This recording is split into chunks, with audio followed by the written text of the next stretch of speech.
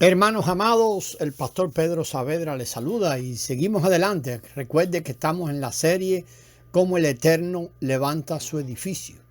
Usted tiene que mantener en mente cuál es el edificio de Dios. Y en el cumplimiento de los tiempos pensamos y hablamos de la nueva Jerusalén, la que desciende del cielo allá en Apocalipsis.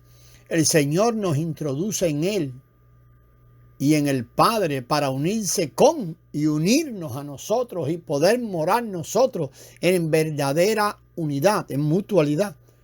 Creemos que por la gracia del Señor hemos entendido mejor ya las palabras de Juan en el capítulo 14. Y por eso vamos a seguir adelante en el capítulo 15, perdón. Del capítulo 15 vamos a estudiar una parte por ahora, pero bueno, vamos a seguir.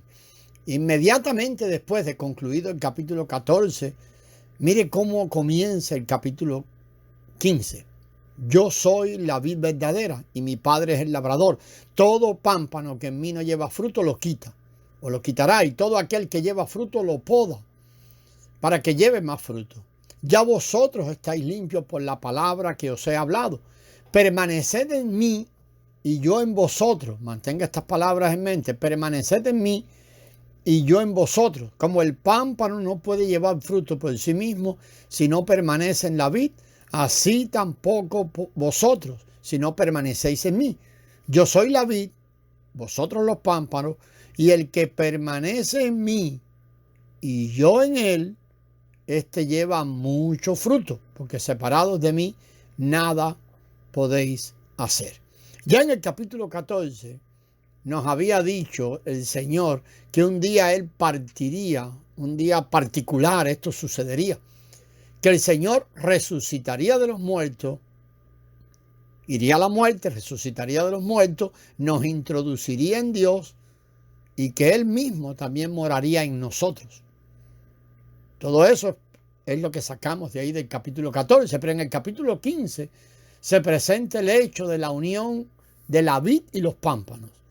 El hecho de que podamos permanecer en el Señor y que el Señor pueda permanecer en nosotros para que Él y nosotros podamos obtener una morada mutua, nosotros morando en Él y Él morando en nosotros, es enteramente el resultado de ese proceso de ida y venida del Señor. Esto es de su muerte y resurrección mencionados en el capítulo 14. Sin los acontecimientos del capítulo 14, de nuevo, su muerte y su resurrección, no podíamos tener el hecho que se presenta en el capítulo 15. El hecho presentado en Juan 15 es que nosotros permanecemos en el Señor y el Señor permanece en nosotros. Nuestra unión y mezcla con el Señor es igual a la de los pámpanos y la vid. Esta unión hace posible que Dios y el hombre obtengan una morada mutua y de este modo se realiza o se levanta el edificio de Dios. Hemos resaltado que en el capítulo 14 la casa del Padre no se refiere al cielo y que las muchas moradas tampoco se refiere a muchas habitaciones o cuartitos o casitas en el cielo. La casa del Padre se refiere al edificio de Dios en el universo y las muchas moradas son aquellos que están mezclados con Dios y que permanecen en Dios.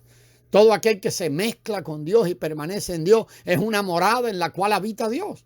Al mismo tiempo, Dios es la morada de ellos porque ellos moran en Dios. Él mora en nosotros y nosotros moramos en Él. Es solo cuando llegamos al capítulo 15 de Juan que encontramos una expresión que se refiere a este morar mutuo. Permaneced en mí y yo en vosotros. Dejemos por ahora el capítulo 15 o lo que resta del capítulo 15 y vamos a leer algo en el 16, los primeros o bastante en el 16.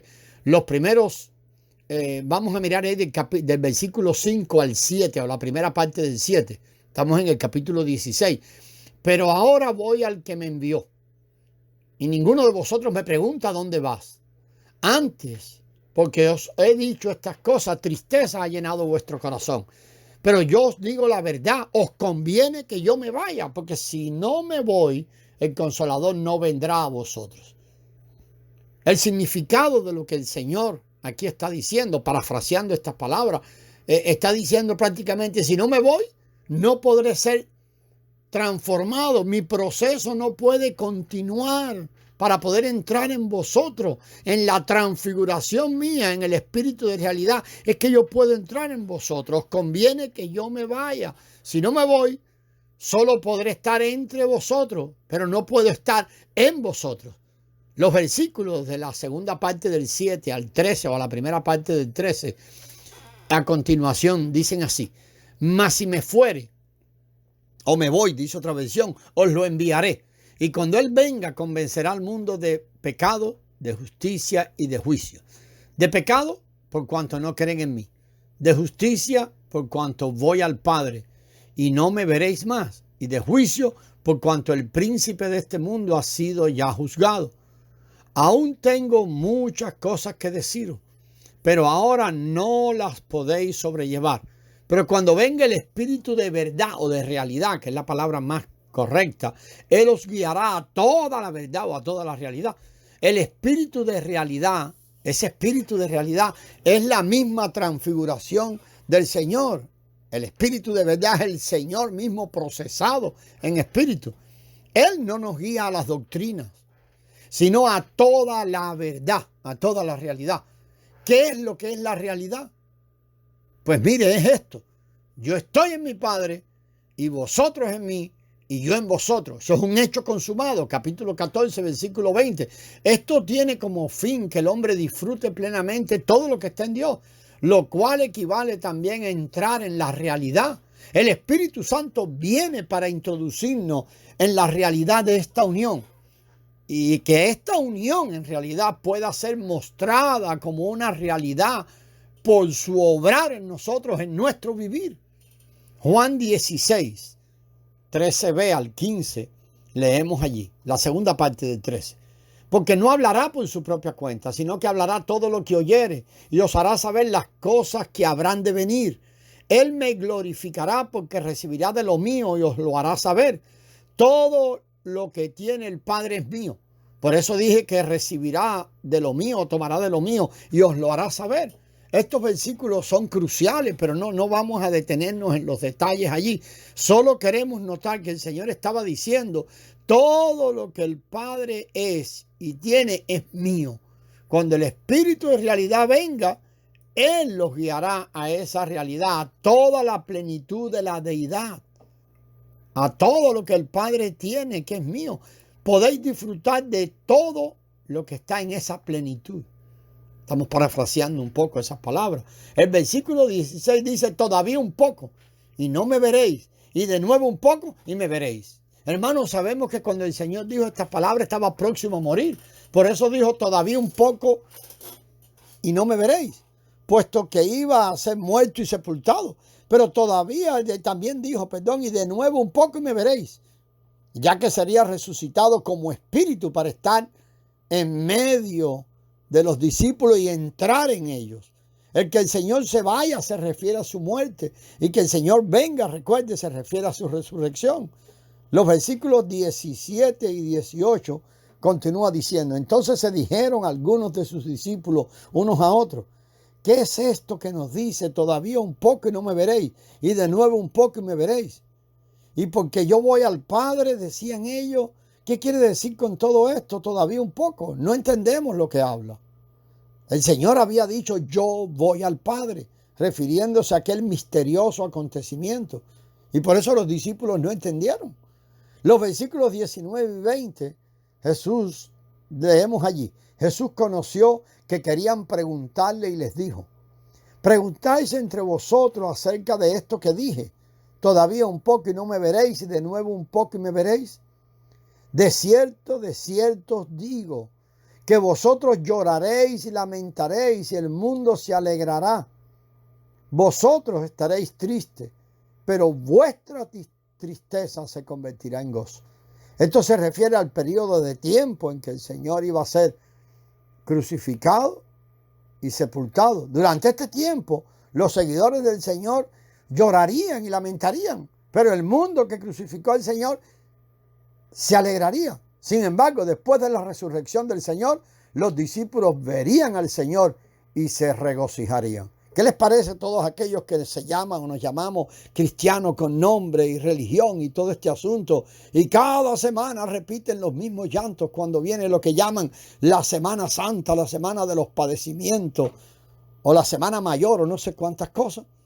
El versículo 21, hermano, Juan 16, allí leemos: la mujer cuando da a luz tiene dolor porque ha llegado su hora, pero después que ha dado a luz un niño, ya no se acuerda de la angustia, porque el gozo de que haya nacido un hombre en el mundo, o por el gozo, perdón, que haya nacido un hombre en el mundo. El tiempo en que el Señor Jesús fue a la muerte iba a ser el momento en que los discípulos sufrirían dolores de parto. Claro, asimismo el tiempo en que el Señor iba a ser o iba a resucitar de los muertos, iba a ser el regocijo para sus discípulos. El versículo 22 continúa diciendo: así que también vosotros ahora tenéis tristeza, pero os volveré a ver y se gozará vuestro corazón y nadie os quitará vuestro gozo. El que el Señor volviera a ver a sus discípulos no está apuntando al tiempo de la segunda venida, sino al día de su resurrección. En Juan 20, 19, vamos a ver ahí un versículo precioso. Cuando llegó la noche de aquel mismo día, el primero de la semana, estando las puertas cerradas en el lugar donde los discípulos estaban reunidos por miedo a los judíos, vino Jesús y puesto de pie en medio les dijo: paz a vosotros. Esto ocurrió en la noche del día de la resurrección.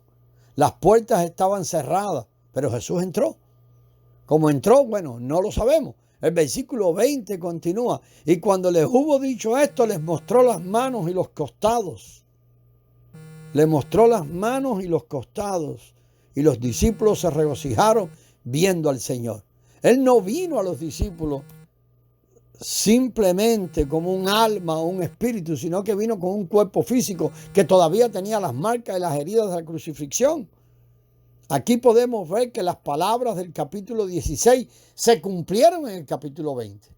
En el capítulo 16 el Señor dijo que iba a morir y que los discípulos lamentarían, pero que esto sería solo por un tiempo temporal, pues cuando Él fuese resucitado y los volviera a ver, ellos se regocijarían.